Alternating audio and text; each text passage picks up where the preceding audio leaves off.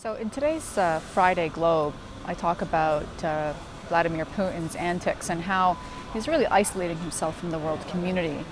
We've seen clearly his ostracization of a number of events, including the G7 last summer, where or the G8, downgraded now to the G7, thanks to Putin's antics and really his aggressive stance toward Crimea, having invaded and occupied it or annexed it in his terms, then invading into eastern Ukraine, whether it's direct military intervention or support of rebels, of course, is a point of contention. But needless to say, much of the West is very worried about some of what Putin's actions are, particularly on the European front.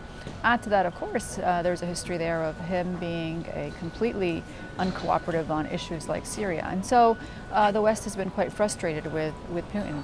But one of the things I argue in this Globe and Mail piece is that, in fact, if you look at the economics of the world today, he needs to understand that being interconnected and globalized means that you really can't alienate yourself from the rest of the international community, and the economics is proving that. We've seen the ruble decline quite dramatically in the past week.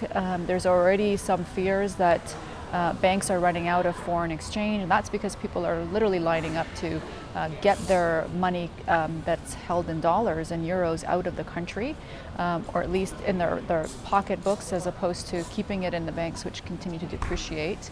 And that's also, I think, a sign of a loss of confidence. And we've so far seen Putin be very popular by really using this anti-Westernism to bolster his political popularity. Let's not forget that this actually does serve a political purpose at home.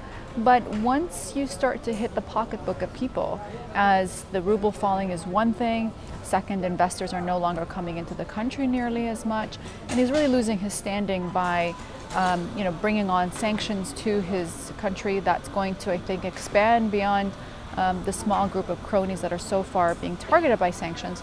Put that all together and you have a domestic political situation that I think is going to eventually turn against him, and that's because of the economics. So the point of the article is that you need to have good relations with the global community.